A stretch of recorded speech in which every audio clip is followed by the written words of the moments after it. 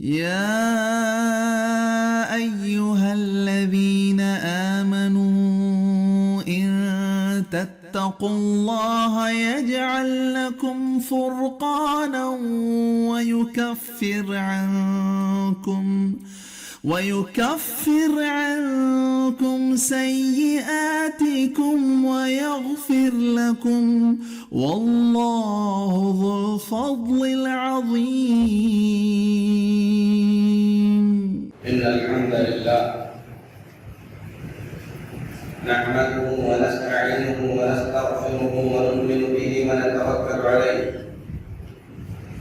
ونعوذ بالله من شرور أنفسنا وسيئات أعمالنا.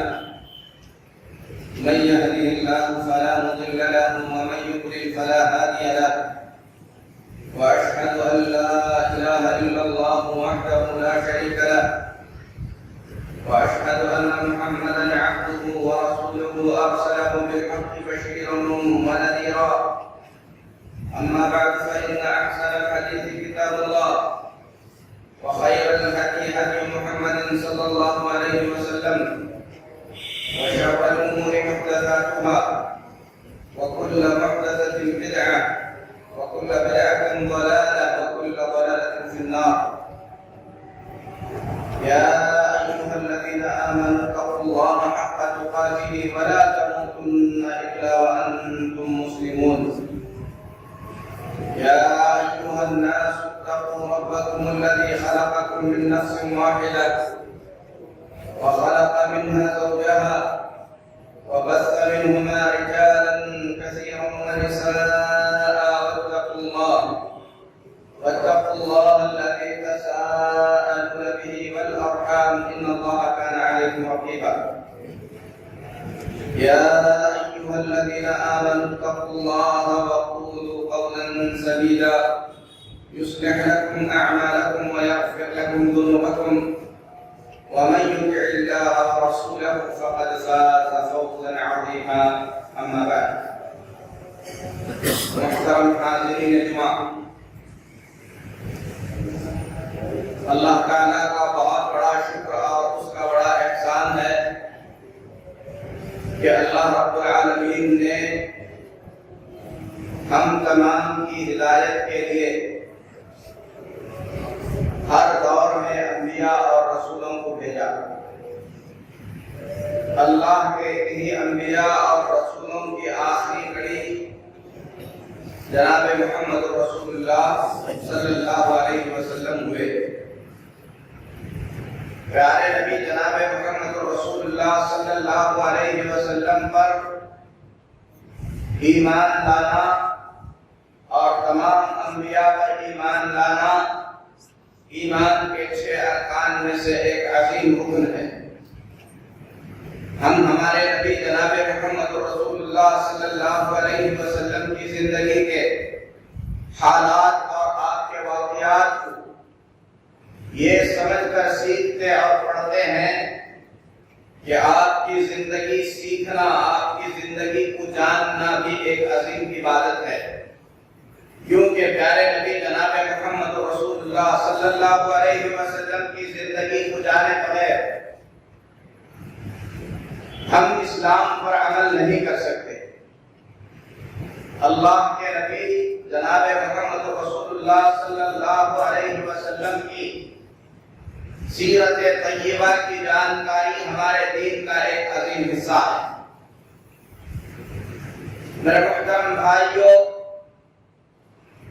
رسول اکرم صلی اللہ علیہ وسلم کی پیدائش سے لے کر نبوت کے آغاز تک کے واقعات مختصر طور پر آپ لوگوں کے سامنے بیان کیے جا چکے کہ مکہ مکرمہ میں اللہ کے نبی جناب محمد رسول اللہ صلی اللہ علیہ وسلم عام الفیل کو ربیع الاول کے مہینے میں پیر کے دن پیدا ہوئے. جس وقت آپ صلی اللہ علیہ وسلم دنیا میں تشریف لائے اس وقت ساری دنیا کے اندر جہالت اور ضلالت عام تھی. بڑی بڑی آزمائشوں کے ساتھ آپ صلی اللہ علیہ وسلم نے اپنا بچپن اور اپنی جوانی گزاری. 25 سال کی عمر میں آپ صلی اللہ علیہ وسلم نے ام المؤمنین خدیجہ رضی اللہ تعالی عنہا سے نکاح کیا. اس وقت خدیجہ رضی اللہ تعالی عنہا کی عمر 40 سال کی تھی. آپ نے بکریاں بھی چرائی, تجارت کے سفر بھی آپ نے کیے. مکہ مکرمہ کے اندر آپ صلی اللہ علیہ وسلم اونچے اخلاق اور اعلیٰ تعلیمات کے ساتھ زندگی گزار رہے تھے. ایسے دور میں جب شراب پانی کی طرح پی جاتی تھی, ان کی عبادت ہوتی تھی, لوگ قتل و غارت گری اور ہر طریقے کی دھوکہ دہی میں بڑھ چڑھ کر حصہ لے رہے تھے. اللہ کے نبی صلی اللہ علیہ وسلم بھی اللہ تبارک و تعالیٰ نے بہترین انداز میں پرورش فرمائی. آپ پورے مکہ کے اندر سچے اور امانتدار کے نام سے جانے جاتے ہیں. جب آپ صلی اللہ علیہ وسلم کی عمر 40 سال کے قریب ہو گئی تو اللہ تبارک و تعالیٰ نے ہمارے نبی جناب محمد رسول اللہ صلی اللہ علیہ وسلم کو نبی بنانے سے پہلے کچھ ایسی چیزیں اللہ نے دکھائی جو عام لوگوں کو نظر نہیں آتی. آپ صلی اللہ علیہ وسلم فرمایا کرتے تھے مکہ مکرمہ میں نبی بننے سے پہلے پتھر مجھے سلام کیا کرتے. اللہ کے نبی صلی اللہ علیہ وسلم کے معجزات میں سے ہے, آپ فرماتے ہیں مکہ میں ایک پتھر میں جانتا ہوں جو میرے نبی بننے سے پہلے مجھے سلام کیا کرتا تھا. تو یہ آپ صلی اللہ علیہ وسلم کے لیے بشارتیں تھیں. 40 سال کی عمر سے پہلے اللہ کے رسول صلی اللہ علیہ وسلم کو اللہ تبارک و تعالی سچے سچے خواب دکھانا شروع کر دیا. ام المؤمنین حضرت عائشہ صدیقہ رضی اللہ تعالی عنہا فرماتی ہیں اول ما بدأ به رسول اللہ صلی اللہ علیہ وسلم من الوحی الرؤیا الصادقہ. اللہ کے رسول صلی اللہ علیہ وسلم کی وحی کا آغاز سچے خوابوں سے ہونے لگا. وحی کا مطلب ہے وہ پیغام جو اللہ کی طرف سے اللہ کے نبیوں کو دیا جاتا ہے. قرآن اللہ کی وحی ہے, حدیثیں اللہ کی وحی ہیں. اور وحی کا مطلب کیا ہوتا ہے؟ اللہ کی طرف سے جو بات نبی کو بتلائی جاتی ہے اسے وحی کہتے ہیں. اللہ اپنے بندوں کو جو بات بتاتا ہے کسی بھی ذریعے سے, اللہ کی بتائی ہوئی باتیں, اپنی مخلوقات کو جو بات اللہ بتاتا ہے اس کو وحی کہتے ہیں. اللہ تبارک و تعالی اپنے نبیوں کے پاس یہ وحی مختلف طریقے سے بھیجتا ہے. کبھی خواب کے ذریعے, خواب میں اللہ تبارک و تعالی اپنے پیغمبر کو کچھ دکھاتا ہے, یہ اللہ کی وحی ہوتی ہے. کبھی اللہ تعالیٰ پیغمبر کے دل میں کوئی ایسی بات ڈال دیتا ہے جو یقین کے ساتھ ان کے دل میں بیٹھ جاتی ہے, وہ اللہ کی وحی ہوتی ہے. کبھی اللہ تبارک و تعالیٰ فرشتے کو بھیجتا ہے اور فرشتے کے ذریعے اللہ تعالیٰ جسے جو بات بتانا ہے وہ بات بتا دیتا ہے, وہ اللہ کی وحی ہوتی ہے. فرشتہ کبھی انسان کی شکل میں آتا ہے, جیسے زیادہ مرتبہ جبرائیل علیہ السلام اللہ کے رسول صلی اللہ علیہ وسلم کے پاس کسی انسان کی شکل میں آتے تھے اور آ کر اللہ کے نبی صلی اللہ علیہ وسلم سے بات کر کے اللہ کی جو بات بتانی ہوتی تھی وہ بات بتا کر چلے جاتے تھے. کئی مرتبہ ہے, بہت مرتبہ ہے. حدیث جبرائیل بہت مشہور حدیث ہے.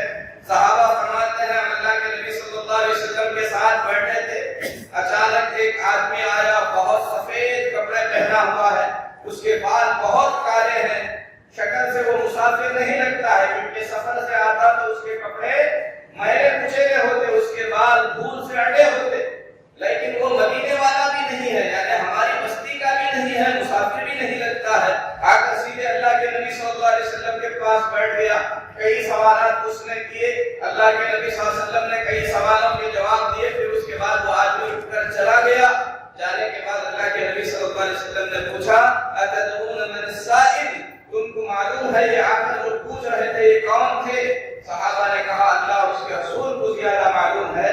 تو اللہ کے نبی صلی اللہ علیہ وسلم نے فرمایا فَإِنَّهُ جِبْرِيلٌ أَتَاكُمْ يُعَلِّمُكُمْ دِينَكُمْ، وہ اللہ کے فرشتے جبرائیل تھے جو انسان کی شکل میں آئے تھے، تم کو تمہارا دین سکھانے کے لیے آئے تھے۔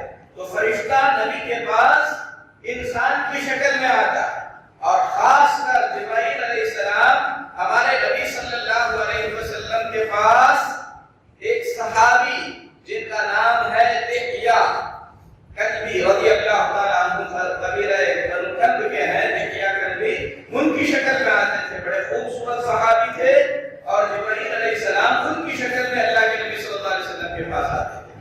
اللہ کے نبی صلی اللہ علیہ وسلم کے علاوہ دوسرے پیغمبروں کے پاس بھی اللہ کے فرشتے انسانوں کی شکل میں آتے تھے، جیسے ابراہیم علیہ السلام کے پاس مہمانوں کی شکل میں آئے، اور ابراہیم علیہ السلام ان کو پہچان بھی نہیں سکے کہ یہ فرشتے ہیں، اور جا کر ابراہیم علیہ السلام بھنا ہوا بچڑا لا کر ان کے سامنے رکھ دیے۔ جب دیکھا کہ وہ کھا نہیں رہے ہیں تو ابراہیم علیہ السلام گھبرا گئے۔ اس وقت فرشتوں نے بتلایا کہ ہم انسان نہیں بلکہ فرشتے ہیں، کیونکہ فرشتے کھاتے پیتے نہیں ہیں، اللہ تبارک و تعالیٰ نے ان کو کھانے پینے کی حاجت نہیں رکھا۔ تو بہت مرتبہ اللہ کے فرشتے انبیاء علیہ السلام کے پاس انسانی شکل میں آیا کرتے تھے۔ کبھی کبھی اللہ کے فرشتے جبرائیل علیہ السلام اللہ کے نبی صلی اللہ علیہ وسلم کے پاس ان کی اصلی شکل میں بھی آئے ہیں، اور جبرائیل جب اصلی شکل میں آ جائے تو وہ اتنے عظیم الخلقت ہیں، اتنے بڑے ہیں کہ ان کی عظمت، ان کی بڑائی کو بیان نہیں کیا جا سکتا۔ پیارے نبی صلی اللہ علیہ وسلم فرماتے ہیں میں نے جبرائیل امین کو 2 مرتبہ ان کی اصلی شکل میں دیکھا۔ فرماتے ہیں اللہ کے نبی صلی اللہ علیہ وسلم میں نے جبرائیل کو 2 مرتبہ ان کی اصلی شکل میں، جس شکل میں اللہ نے ان کو پیدا کیا ہے اس شکل میں دیکھا ہے۔ میں نے دیکھا کہ ان کی عظمت، وہ جتنے بڑے ہیں اس سے پورا آسمان زمین سب بھر گیا۔ یہ ایک فرشتہ ہے، اور اللہ تعالیٰ نے ایسے بہت فرشتوں کو پیدا کیا ہے، اور جبرائیل فرشتوں میں عظمت والے فرشتے ہیں۔ تو اللہ تعالیٰ کبھی خواب میں نبی کو کچھ دکھاتا ہے، کبھی ان کے دل میں کوئی بات ڈالتا ہے، کبھی فرشتے کو اس کی اصلی شکل میں نبی کے پاس بھیجتا ہے، کبھی فرشتے کو اللہ تبارک و تعالیٰ انسان کی شکل میں نبی کے پاس بھیجتا ہے، اور کبھی کبھی اللہ تبارک و تعالیٰ اپنے نبیوں میں سے جس نبی سے چاہے بغیر کسی واسطے کے ڈائریکٹ بات کرتا ہے، جیسا کہ اللہ تعالیٰ نے موسیٰ علیہ السلام سے کوہ طور پر بات کی۔ جب موسیٰ علیہ السلام وہاں پر پہنچے اللہ نے فرمایا انی انا اللہ، میں اللہ ہوں، اور اللہ تعالیٰ نے بات کی موسیٰ علیہ السلام سے۔ اللہ نے موسیٰ سے پوچھا وما تلک بیمینک یا موسیٰ، اے موسیٰ تیرے دائیں ہاتھ میں کیا ہے؟ موسیٰ نے کہا ہی عصای اتوکل علیہا واہش بہا علی غنمی، اے اللہ میرے ہاتھ میں میری لاٹھی ہے، اس پر میں ٹیک بھی لگاتا ہوں، اپنی بکریوں کو بھی ہانکتا ہوں۔ جب موسیٰ علیہ السلام اللہ رب العزت سے بات کر رہے تھے، اس سے بڑا شرف، اس سے بڑی بزرگی، اس سے بڑی سعادت، اس سے بڑی خوش نصیبی اور کیا ہو سکتی ہے کہ ایک مخلوق اللہ سے بات کرے۔ اسی لیے اللہ نے موسیٰ سے پوچھا تمہارے ہاتھ میں کیا ہے؟ بات کرنے میں موسیٰ علیہ السلام کو اللہ سے بات کرنے کا جو شرف مل رہا تھا اسے گوان نہ گم جائے، ختم نہ ہو جائے، اس لیے جتنا اللہ نے پوچھا اس سے زیادہ بولتے تھے۔ اللہ نے پوچھا ہاتھ میں کیا ہے؟ کہتے تھے لاٹھی ہے تو کافی تھا، لیکن موسیٰ علیہ السلام نے کہا لاٹھی ہے، میں اس پر ٹیک لگاتا ہوں، اس سے اپنی بکریوں کے لیے پتے بھی جھاڑتا ہوں تاکہ اللہ سے زیادہ بات کر سکے۔ تو اللہ اپنے پیغمبروں میں سے جس سے چاہا اللہ نے ڈائریکٹ بات کیا، اپنی بات اللہ نے انہیں سنائی۔ موسیٰ علیہ السلام نے اللہ کی باتیں سنی، اللہ کی بات کا موسیٰ علیہ السلام نے جواب دیا۔ اسی طریقے سے اللہ رب العزت نے ہمارے نبی جناب محمد رسول اللہ صلی اللہ علیہ وسلم سے ڈائریکٹ بات کیا معراج میں۔ جب اللہ کے نبی صلی اللہ علیہ وسلم کو اللہ تعالیٰ نے معراج پر بلایا، وہاں پر اللہ نے بات کیا. تو وحی کئی طریقے سے آتی ہے. اللہ تعالیٰ اپنے پیغمبروں میں سے کسی پیغمبر سے اپنی بات سنا کر بات کرتا ہے. کبھی کسی فرشتے کو بھیجتا ہے, کسی فرشتے کو اللہ انسان کی شکل میں بھیجتا ہے, فرشتے کی شکل میں بھیجتا ہے. کبھی اللہ تبارک و تعالیٰ خواب کے ذریعے نبی کو کوئی بات بتا دیتا ہے, کبھی اللہ نبی کے دل میں کوئی بات ڈال دیتا ہے تو اللہ کی طرف سے ان کے دل میں گزر جاتی ہے. اور اللہ کے نبی صلی اللہ علیہ وسلم کے پاس قرآن مجید جو اترا 30 پارے قرآن کے, یہ پورا قرآن شریف اللہ کے نبی صلی اللہ علیہ وسلم کے پاس بیداری کے عالم میں, خواب میں نہیں تھے آپ, نیند میں نہیں تھے, بیداری کے عالم میں یہ پورا قرآن اللہ نے جبرائیل علیہ السلام کے ذریعے تھوڑا تھوڑا کر کے اتارا. جبرائیل علیہ السلام آتے تھے, اللہ کے نبی صلی اللہ علیہ وسلم کو قرآن سناتے تھے اور یاد دلاتے تھے. یاد ہونے کے بعد جبرائیل امین علیہ السلام چلے جاتے تھے. لیکن آپ کی نبوت کا آغاز, نبوت کی ابتدا سچے خوابوں سے ہوئی. اما عائشہ فرماتی ہیں اللہ کے نبی صلی اللہ علیہ وسلم کو خواب نظر آنے لگے. فَكَانَ لَا يَرَى رُؤْيَا إِلَّا جَاءَتْ مِثْلَ فَلَقِ الصُّبْحِ. اللہ کے نبی صلی اللہ علیہ وسلم رات میں جو کچھ دیکھتے تھے صبح میں بالکل ویسا ہی ظاہر ہو جاتا تھا. جو دن میں ہونے والا ہے وہ اللہ کے نبی صلی اللہ علیہ وسلم کو رات میں دکھا دیتا. تو خواب انبیاء کے جتنے بھی ہوتے ہیں وہ سب کی سب وحی ہوتے ہیں. اسی لیے ابراہیم علیہ السلام نے اپنے بیٹے کو ذبح کرنے کا حکم اللہ تبارک و تعالیٰ سے خواب میں پایا تھا. قرآن میں اللہ فرماتا ہے ابراہیم علیہ السلام نے کہا انی ارا فی المنام انی اذبحک فانظر ماذا ترى. ابراہیم علیہ السلام نے اپنے بیٹے سے کہا بیٹے میں خواب میں یہ دیکھ رہا ہوں کہ تجھے ذبح کر رہا ہوں, تیرا کیا خیال. بیٹے نے کہا یا ابت افعل ما تؤمر. اے ابا جان اللہ نے جو حکم آپ کو دیا ہے, حکم کہاں ملا, خواب میں ملا. تو بیٹے نے کہا اے ابا جان جو حکم آپ کو ملا ہے اس حکم کو آپ پورا کیجیے. یوسف علیہ السلام نے خواب دیکھا. اللہ کے نبی صلی اللہ علیہ وسلم نے کئی خواب دیکھے جو اللہ تعالیٰ نے اللہ کے نبی صلی اللہ علیہ وسلم کو دکھایا اور وہ خواب سچے ہو گئے. تو انبیاء علیہم الصلاۃ والتسلیم کے جو خواب ہوتے ہیں وہ خواب سچے ہوتے ہیں. عام انسانوں کے جو خواب ہوتے ہیں, نبیوں کے علاوہ دوسرے لوگوں کے جو خواب ہوتے ہیں, پیارے نبی صلی اللہ علیہ وسلم فرماتے ہیں وہ خواب 3 طریقے کے ہو سکتے ہیں. وہ خواب 3 طریقے کے ہو سکتے ہیں. ہر انسان کو خواب آتے ہیں, ہر انسان خواب دیکھتا ہے. کوئی خواب دیکھ کر پریشان ہو جاتا ہے, کچھ لوگ خواب دیکھ کر اسے دین بنانے لگتے ہیں, کچھ لوگ خواب دیکھ کر اس پر بڑے بڑے فتوے لگانے لگتے ہیں. خوابوں کی حقیقت کیا ہے یہ باتیں بھی احادیث میں بیان کی گئی ہیں.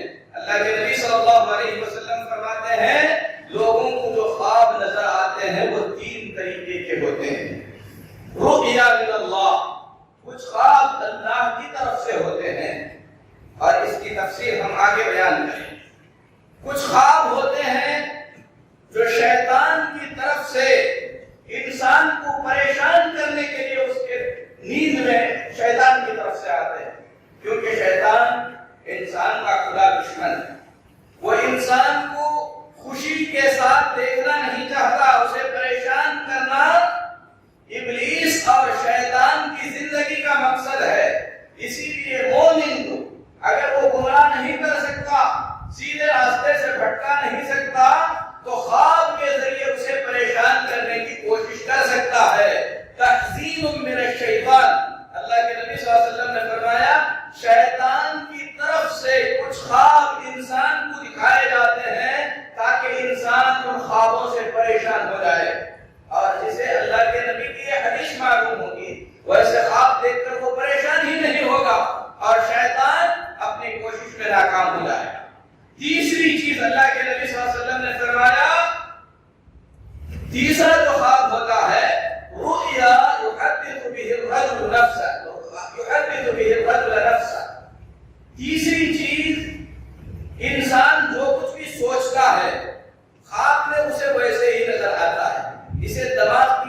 کہہ سکتے ہیں. یعنی انسان کچھ سوچتے ہوئے اسی خیال میں سو گیا اور اسے وہی نظر آنے لگا. تو اس خواب کی بھی کوئی حیثیت نہیں ہے. جو شیطان دکھاتا ہے اس کی بھی کوئی حیثیت نہیں ہے. کچھ خواب ہوتے ہیں جو اللہ کی طرف سے ہوتے ہیں. ان خوابوں کا کچھ مقام ہے, ان خوابوں کی کچھ حیثیت ہوتی ہے. اور جو سچے خواب ہوتے ہیں, اللہ کے نبی صلی اللہ علیہ وسلم نے فرمایا جزء من 46 جزءا من النبوة, یہ نبوت کے 46ویں حصے میں سے ایک حصہ ہے. یعنی نبوت کے اگر 46 حصے کیے جائیں تو سچے خواب نبوت کا ایک حصہ قرار پائیں گے. انبیاء کے جو خواب ہوتے ہیں وہ تو سچے ہیں. اگر کسی مومن کو کوئی سچا خواب نظر آتا ہے تو وہ اللہ رب العالمین کی جانب سے ہے. یہ سچا خواب کیسے ہوگا؟ اس کے سلسلے میں مسلم شریف میں اللہ کے نبی صلی اللہ علیہ وسلم نے فرمایا دیکھنے والا, خواب دیکھنے والا اگر اپنی روزمرہ کی زندگی میں جھوٹ سے بچتا ہے, حلال کھاتا ہے, سنت کے مطابق ذکر و اذکار کی پابندی کرتا ہے اور سونے کے آداب کا خیال رکھتا ہے, اور صبح کے وقت میں اسے خواب نظر آتا ہے تو اس خواب کے سچے ہونے کے امکانات زیادہ بڑھ جاتے ہیں. اور اللہ کے نبی صلی اللہ علیہ وسلم نے فرمایا میں اللہ کا آخری نبی ہوں, میرے بعد کوئی نبی آنے والا نہیں ہے. اس دنیا کے اندر میرے چلے جانے کے بعد نبوت کا اگر کچھ حصہ باقی رہے گا تو وہ مومنوں کو نظر آنے والے سچے خواب ہوں گے. یعنی اللہ کی طرف سے اب بندوں کے نام جو کچھ آنا تھا وہ سب کا سب بند کر دیا گیا. اللہ کے نبی صلی اللہ علیہ وسلم آخری نبی ہیں. غیب کی کوئی خبر کل کیا ہونے والا ہے یہ اللہ کے سوا کوئی نہیں جانتا. کہاں پر کیا وقت واقع ہونے والا ہے یہ اللہ کے سوا کسی کو معلوم نہیں ہے. لیکن اللہ تبارک و تعالی اپنے مومن بندوں میں سے کسی بندے کو خواب کے ذریعے کچھ حالات سے باخبر کر سکتا ہے. یہ سچے خواب نبوت کے حصے میں سے ایک حصہ. اور جیسے جیسے قیامت قریب آتی جائے گی اسی طریقے سے سچے خوابوں کا ظہور زیادہ ہوگا, کیونکہ لوگ نبوت کے زمانے سے دور ہو جائیں گے. مومنوں کو خوش کرنے کے لیے, مومنوں کے دلوں کو باندھ کر رکھنے کے لیے اللہ تبارک و تعالیٰ سچے خواب دکھائے گا. بہت بار ایسا ہوگا کہ کوئی اللہ سے ڈرنے والا خواب میں کچھ دیکھ لیا, چند دنوں کے بعد بالکل ویسے ہی واقع ہوگا. یہ ساری کی ساری باتیں اللہ کے نبی صلی اللہ علیہ وسلم نے احادیث میں بیان فرمائی. لیکن ان احادیث کو بنیاد بنا کر کچھ جھوٹے لوگ جو اپنی طرف سے خوابوں کو گھڑ کر پیش کرتے ہیں انہیں اللہ سے ڈرنا چاہیے, کیونکہ اللہ کے نبی صلی اللہ علیہ وسلم نے فرمایا جو آدمی کوئی خواب نہ دیکھے, اپنی طرف سے کوئی خواب بنا کر لوگوں کے سامنے کھڑتا ہوا پھرے گا تو قیامت کے دن اللہ تبارک و تعالی بالوں کے اندر گرہ لگا کر, بال میں گھاٹی لگا کر اسے کھولنے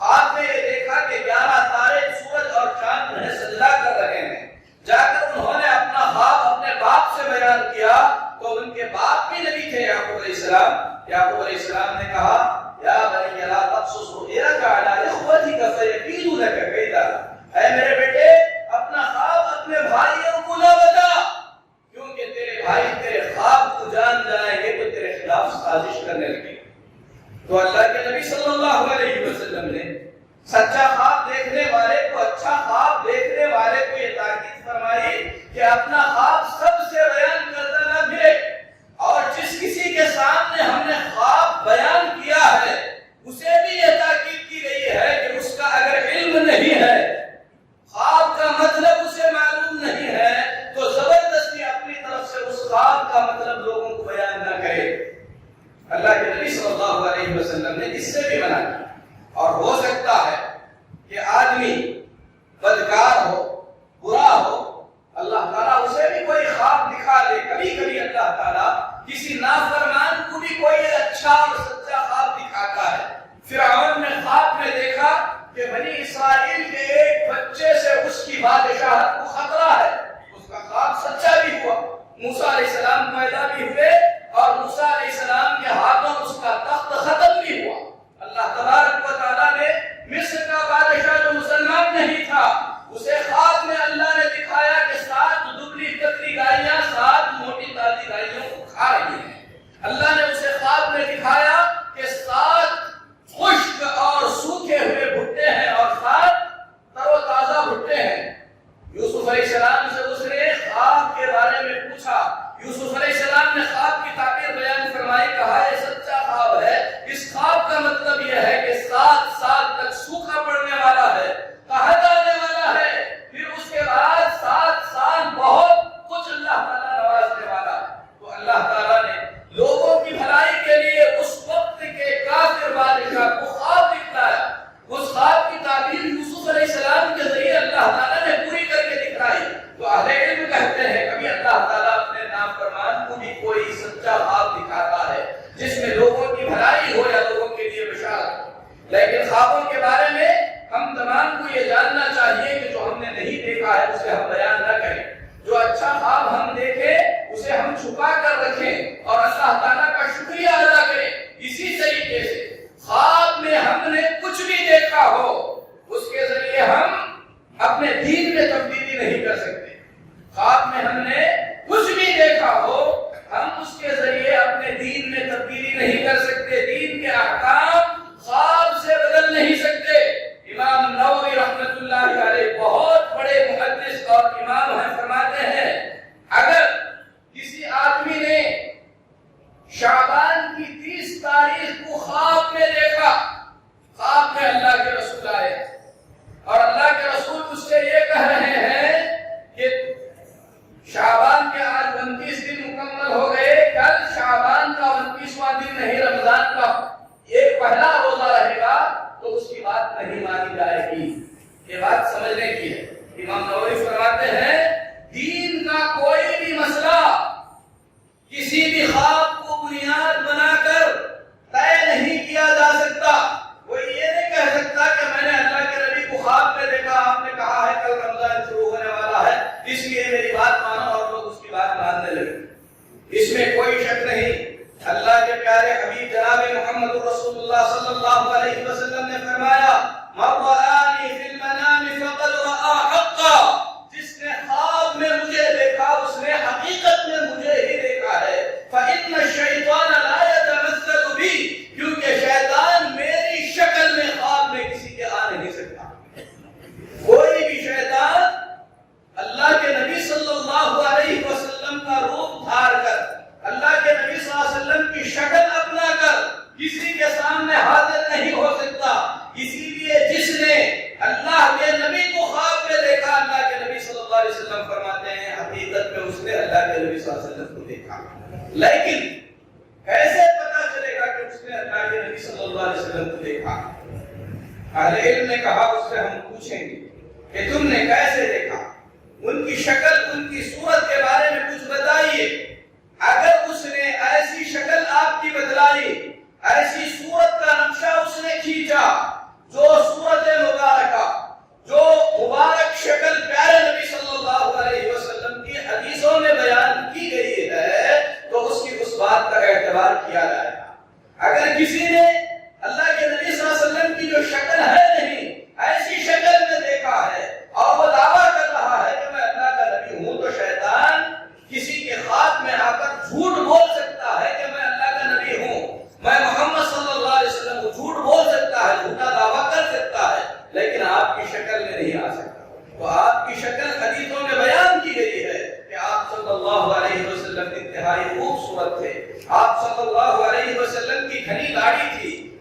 اللہ علیہ وسلم کی دونوں آنکھوں کے درمیان کافی فاصلہ تھا. آپ کی آنکھیں انتہائی کالی اور آپ کی پتلیاں انتہائی کالی اور آنکھوں کی سفیدی حد درجے سفید تھی. آپ صلی اللہ علیہ وسلم کے مبارک چہرے پر ایک طریقے کی ہیبت تھی. آپ صلی اللہ علیہ وسلم کا قد درمیانی تھا. آپ صلی اللہ علیہ وسلم بہت موٹے بھی نہیں تھے، بہت دبلے بھی نہیں تھے. آپ صلی اللہ علیہ وسلم کے مبارک چہرے پر جو بال تھے وہ انتہائی کالے تھے اور آپ کے مبارک داڑھی میں کچھ بال سفید ہوئے تھے جو گننے میں 20 سے زیادہ نہیں تھے. آپ صلی اللہ علیہ وسلم کے بال کانوں تک ہوا کرتے تھے. صفات بیان کی گئی ہیں. اگر ان صفات سے کسی نے اللہ کے نبی صلی اللہ علیہ وسلم کو خواب میں دیکھا ہے تو اس کا دیکھنا اس کے لیے مبارک ہے. اسے چاہیے کہ وہ اور نیکی کی زندگی گزارے، نبی صلی اللہ علیہ وسلم کی سنتوں کو اور بھی زیادہ اپنائے، اللہ کے نبی صلی اللہ علیہ وسلم کے نقش قدم پر اور بھی پابندی کے ساتھ چلنے کی کوشش کرے. لیکن خواب میں اس نے کچھ دیکھا، آپ اسے کچھ حکم دے رہے ہیں اور وہ حکم شریعت کے نازل کردہ حکم کے خلاف ہے، ایسا ہو نہیں سکتا، تو اسے غلطی ہو گئی ہے دیکھنے والے.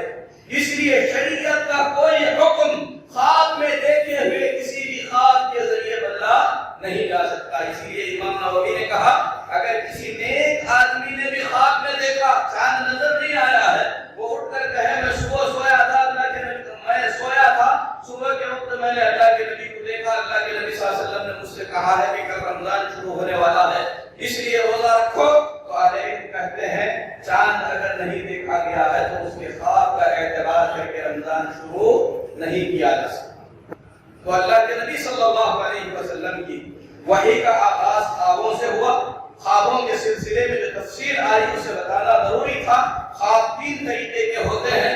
نبی کو جس نے خواب میں دیکھا حقیقت میں اس نے خواب میں دیکھا ہے اور خوابوں کے ذریعے شریعت کے احکامات نہیں بدلے جا سکتے. پھر اس کے بعد میرے محترم بھائیوں، سچے خواب اللہ کے نبی صلی اللہ علیہ وسلم کو ایک عرصے تک آتے رہے. اما عائشہ فرماتی ہے ثم حبب الیہ الخلاء، اللہ کے نبی صلی اللہ علیہ وسلم کو پھر تنہا رہنا، اکیلا رہنا اچھا لگنے لگا. آپ بھیڑ بھاڑ سے دور ہو کر تنہا پسند ہو گئے، اکیلے پن میں رہنا آپ کو بہتر لگنے لگا. اسی لیے اللہ کے نبی صلی اللہ علیہ وسلم توشہ تیار کر کے مکہ مکرمہ سے نکل کر غار حرا میں تشریف لے جاتے تھے. مکہ ہی میں ایک پہاڑ ہے، تقریباً اس وقت جو مکہ بنا تھا وہاں سے 3 میل کے فاصلے پر یعنی 4.5 کلومیٹر کی دوری پر جبل نور ہے پہاڑ کا نام. اس پہاڑ کے اندر ایک غار ہے. اللہ کے نبی صلی اللہ علیہ وسلم نبی بننے سے کچھ مہینے پہلے توشہ لے کر وہاں چلے جاتے تھے. غار میں جا کر تنہا بیٹھ کر اللہ کی عبادت کرتے تھے. عبادت کس طریقے کی کرتے تھے اس کی تفصیلات نہیں بتائی گئی کیونکہ اس وقت تک نماز کی کیفیت نہیں بتائی گئی تھی، ذکر و اذکار نہیں سکھائے گئے تھے، اللہ کی طرف سے کوئی پیغام آیا ہی نہیں تھا. اسی لیے اللہ کے نبی صلی اللہ علیہ وسلم وہاں جا کر اللہ تعالیٰ کی عبادت میں بیٹھ جاتے تھے. ابراہیم علیہ السلام کا جو دین مکہ میں چلا آیا تھا اس میں کچھ خوبیاں تھیں، اس میں کچھ اذکار تھے، کعبۃ اللہ کا احترام، اللہ کی عبادت، اللہ کی تعظیم، اللہ کے بارے میں سوچنا، کچھ ایسی چیزیں. اللہ کے نبی صلی اللہ علیہ وسلم غار میں جا کر تنہا ساری دنیا سے کٹ کر اللہ کی عبادت میں لگے رہتے تھے. فرماتے ہیں اما عائشہ رضی اللہ تعالی عنہا کچھ دن وہاں رہتے، جب کھانے پینے کا سامان ختم ہو جاتا اللہ کے نبی صلی اللہ علیہ وسلم دوبارہ آتے، خدیجہ کے پاس سے پھر سامان تیار کر لیتے، کھانے پینے کا سامان لے کر پھر چلے جاتے. کئی دن تک، 3 دن 4 دن 5 دن جتنے دن آپ وہاں رہ سکتے تھے رہتے. کھانا ختم ہونے کے بعد آتے، کھانا پینا لے کر چلے جاتے، وہیں پر جا کر اللہ تعالیٰ کی عبادت میں بیٹھے رہتے تھے. فرماتی ہیں حتی فجأہ الحق وهو فی غار حرا، یہاں تک کہ اچانک اللہ کے نبی صلی اللہ علیہ وسلم کے پاس حق آ گیا اور آپ اس وقت غار حرا میں. اللہ کے نبی صلی اللہ علیہ وسلم کو پہلے ہی سے بتایا نہیں گیا تھا. آپ صلی اللہ علیہ وسلم اس وقت تک جانتے بھی نہیں تھے کہ آپ کو اللہ کا نبی بنایا جانے والا ہے. آپ اللہ کی عبادت میں غار میں بیٹھے ہوئے تھے، اچانک حق آیا آیا؟ کس طریقے سے آیا؟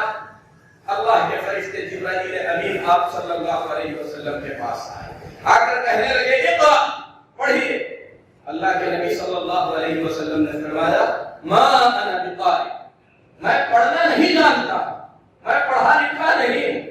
اور ہم سب جانتے ہیں اللہ کے نبی صلی اللہ علیہ وسلم کو پڑھنا لکھنا نہیں سکھایا گیا، آپ امی تھے۔ امی کا مطلب جسے پڑھنے نہیں آتا ہے، جسے لکھنے نہیں آتا ہے۔ اور کچھ جاہل قسم کے لوگ نعوذ باللہ اللہ کے نبی صلی اللہ علیہ وسلم کو جاہل کہتے ہیں۔ جاہل اور امی میں بڑا فرق ہے۔ امی کو صرف پڑھنا لکھنا نہیں آتا لیکن علم بہت زیادہ ہو سکتا ہے۔ امی کو پڑھنا لکھنا نہیں آتا لیکن اس کے پاس علم، نالج، معلومات بہت زیادہ ہو سکتی ہے، صرف لکھنا پڑھنا نہیں آتا۔ اور جاہل وہ ہے جس کے پاس معلومات نہیں ہے، جس کے پاس علم نہیں ہے۔ کتنے ایسے لوگ ہیں جو اندھے ہیں لیکن عالم ہیں، پورا قرآن حفظ کیے ہیں، ان کو پڑھنے بھی نہیں آتا ہے، ان کو لکھنے بھی نہیں آتا ہے، وہ لکھنا پڑھنا نہیں جانتے ہیں، لیکن حدیثوں کا علم آپ کو دیں گے، قرآن کا علم آپ کو دیں گے، طب کا علم آپ کو دیں گے، زراعت کا علم آپ کو دیں گے۔ تو لکھنا پڑھنا انسان کو ضروری کیوں ہے؟ تاکہ دوسروں کی معلومات سے وہ فائدہ اٹھا سکے۔ آدمی کیوں پڑھتا؟ تاکہ دوسروں کے خبرات، دوسروں کے جو تجربے ہیں ان تجربوں کو پڑھ سکے، اس لیے آدمی پڑھنا ضروری سمجھتا ہے۔ لکھتا آدمی کیوں ہے؟ تاکہ جو چیز اس نے یاد رکھنا ہے اسے وہ چیز کو نہ بھولے، اگر بھول جائے تو جو لکھا ہوا تھا اسے دیکھ لے۔ جسے بھولنے کا ڈر نہیں، جس سے کسی اور سے سیکھنا ہی نہیں، اسے لکھنے پڑھنے کی ضرورت کیا ہے؟ اور اللہ تعالیٰ نے ہمارے نبی جناب محمد رسول اللہ صلی اللہ علیہ وسلم کو امی بنایا۔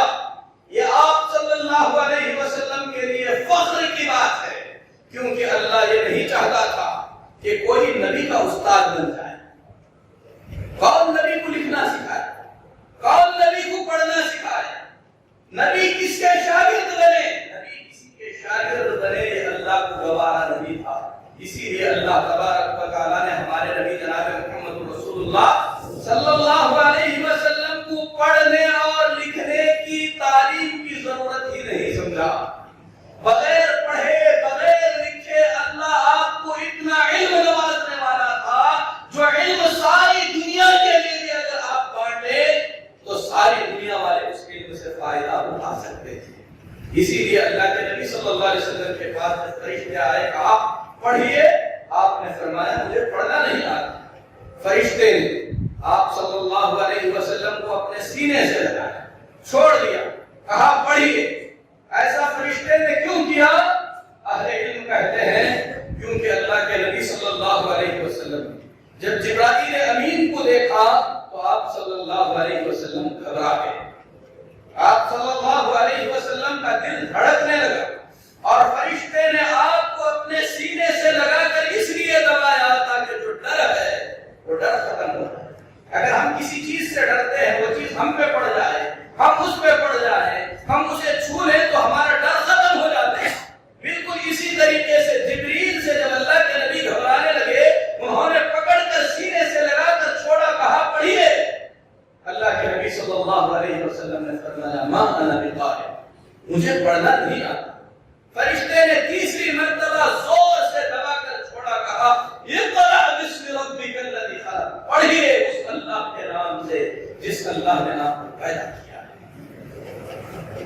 5 آیتیں مختلف، اقرأ باسم ربک الذی خلق، خلق الانسان من علق، انسان کو جس نے خون کے لوتھڑے سے پیدا کیا۔ اقرأ وربک الاکرم، پڑھیے آپ کا رب بہت کریم ہے۔ الذی علم بالقلم، جس نے قلم سے سکھایا، علم الانسان ما لم يعلم، انسان کو وہ ساری باتیں اس نے سکھائی جو انسان جانتا نہیں تھا۔ یہ 5 آیتیں اتری، اللہ کے نبی صلی اللہ علیہ وسلم کپ کپاتا سینہ لے کر بہت ہی زیادہ پریشانی کے عالم میں گھر